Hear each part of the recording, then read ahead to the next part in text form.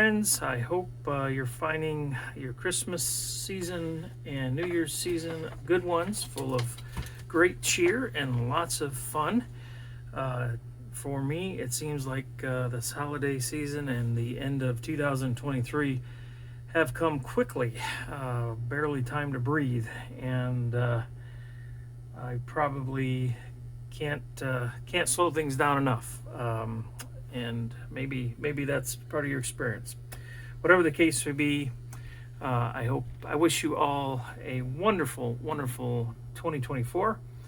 And since it's 2024 tomorrow, I'm really glad this is happening, because that way I can get this out of the way, and 2024 will be smooth sailing. What do you mean? Well, what I mean is, a few months ago, I posted a video about a 287, and I called it a 287S, because someone had taken a 287, added a smoke and choo-choo to it, and the more I dug into it, the more it basically looked like someone took a chassis and tender that had smoke choo-choo, and just added the appropriate tender shell and engine shell. So they had smoke and choo-choo. And I did a little bit of maintenance to the reverse unit.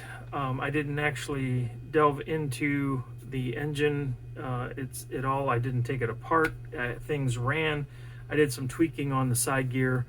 It was a little sloppy, and I got that cleaned up so that it worked well, and put it on the layout, and away we went. And recently someone said that they were interested in this unit, or this engine and tender, and so I thought, well, let me just go ahead and put it on the layout, make sure it operates correctly. I don't want to send anything off that doesn't work, and again, it had worked very well last time I used it. So here we are 2 months later, give or take, and put it on the layout, and the reverse unit is cycling, but I get no action out of the motor, out of the engine. And so I bring it over here, start with the reverse unit, take it apart, and lo and behold, one of the fingers is missing. So I change out one of the finger boards, and then decide, well, the other ones don't look very good, so I'm going to change those out. And went to run it, ran over here on the bench, put it on the track, and it wouldn't work. So tried to troubleshoot again, what's going on? And I found that if there was a short happening here in front of the tender on the drawbar, and I looked at it a little more closely, and here someone had put it together incorrectly. So there's a insulated spacer here, and there's an insulated spacer between the drawbar and the tongue of the tender truck. Whoever had assembled this had put both of those below, and so I was scratching my head, like, well, how did this thing run at all before that? When I put it on, like, as you can see here, it ran pretty well, but all of a sudden it wasn't. So I took that apart. Fortunately, the insulators were in good enough shape that I was able to re-clean the rivet and put everything back together. No harm, no foul. So again, got things to show that they worked here on the bench, took it on layout, didn't want to run again. Brought it back over here for time number 3, I think, and scratching my head. The original wiring from the tender to the engine was the original wiring, and it looked pretty rough. There's some frayed wires, some exposed wires. And so finally I thought, you know what, I'm just going to go ahead and run new wires. There was no jack panel or anything. I'll just run new wires from the reverse unit up to the motor. And as I went to do that, I realized that the field up here had great big balls of solder. Here's one of them. Great big ball of solder here on the side. There's another great big ball on this side. I'm like, what is going on here? And I started looking at this thing. It's like, is this thing fried? What's going on with it? And so I cleaned up the solder, actually took it all away and resoldered the joints. I put better insulation so wires coming up here aren't landing on the field and shorting stuff out, which was going on before. And so anyhow, seemed to run all right. Put it on the layout, wouldn't run again.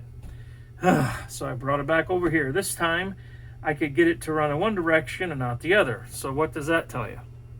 Well, class, typically that means it's a bad brush spring, or a weak brush spring, or a brush that's too worn out. And so again, I'm like, this thing was running on the layout. Why are there all of these things happening? I don't know. So I took the brushes out, and you know, they're not the shortest I've seen, but what was a problem is the brush spring. It had this weird, look, it compressed for some reason right there, like it was a weak spot in the spring metal. And I even pulled it apart, stuck it back in there, and it ran for a little bit and stopped, and I pulled it back out and it had recompressed just like that. So I changed out the springs. It ran a little bit, put it on the layout, quit running, brought it back over here, put brand new brushes, brand new springs in it. Seemed to run okay. Took it back over the layout, put it on the layout, and the running was intermittent at best.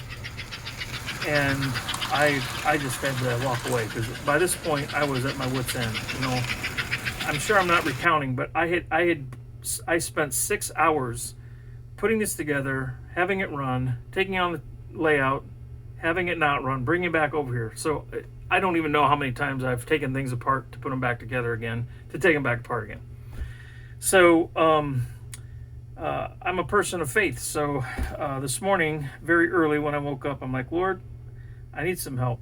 What am I missing? It's got to be something obvious. And I heard the Lord say, look at your reverse unit. And here, in all the back and forth and the adjustments, and you know that I've done, I hadn't tightened. I haven't turned the pins down here for this fingerboard, so it was loose, and that's why I was getting the intermittent running. So after I got all that done, I'm looking at this thing before I put the shell back on, hopefully for the last time. Of course, I've thought that the last 7 times. And I see there's great big globs of metal up here, of solder up here. And in the smoke unit, it works, but basically only at high speed. And I thought, you know, I've already messed with this so much. There's got to be something I can do. I'm wondering what's going on there. So I take the smoke unit apart, a choo-choo unit apart. I use a solder vacuum, one of these guys here. Heat the solder up, pull all these great big blobs of solder. You can hear there's a bunch of solder in this thing. And you know, gently take the cover off, trying not to destroy the nichrome wire underneath. And here there's big blobs of solder underneath, inside the smoke cavity. And so I don't know what was going on when the person who last messed with this did things, but I don't know. Anyhow, it is what it is. So I took all of that apart very carefully, not disturbing the wick. I took the bottom off. The wick looked to be relatively new. I think it's maybe a cotton wick. Seemed to be in decent shape. So, but this cover was loose, so it was leaking some fluid out. So I fixed all that. And on the top here, I used my ohm meter to check on the winding of the nichrome wire, because if you're not getting smoke until you've got your throttle up in the upper range, that would suggest to me that the nichrome wire is too long. And Tom Barker in his book talks more in depth about, you know, you want approximately 3/4 of an inch, which is approximately, you know, 35 to 40 ohms or something in that range. And I checked the ohm reading on this, and it was like 55, 60. So it's like, so I very carefully unwound like 3 or 4 turns on either side. And then I checked the ohm reading, was about 35, 37, somewhere in there, which that's where I personally like to have them. I find if they're lower ohms than that, you kind of get a burnt smell with your smoke. And I doubt they'll last as long. And now you get great smoke at low speeds, but if it smells burnt, then to me that's not that enjoyable. Anyhow, so here we are. After much to do, we have an engine that runs in both directions. We have a reverse unit that cycles pretty freely. We have new fingers, we have new wiring, we have new brushes, we have new brush springs, we have a reconditioned smoke unit that I'm not sure if the camera can see this. We'll put something black beside it, but you can see we're at 40 miles per hour and we're getting that kind of smoke. Take it up to 50. At 50 we've got that, and let's go up here to 80, 90, somewhere in there. You can see we've got pretty substantial smoke, and if we go wide open, now we've got, you know, ludicrous smoke. So anyhow, I don't know, in some ways this is a video of confession, and I don't know if the rest of you ever find this to be true with your engines, but this has just been probably the greatest level of frustration I've had in quite a while with Flyer, because I just thought, hey, we're done, we're good, we're ready to go, put things together, and then nope. So anyhow, I thought I'd share this with you all, and again, thanks for tuning in, and I hope this next year brings you great blessings and prosperity, and no issues with Flyer whatsoever. And until next time, take care, God bless, we'll see you. Bye-bye.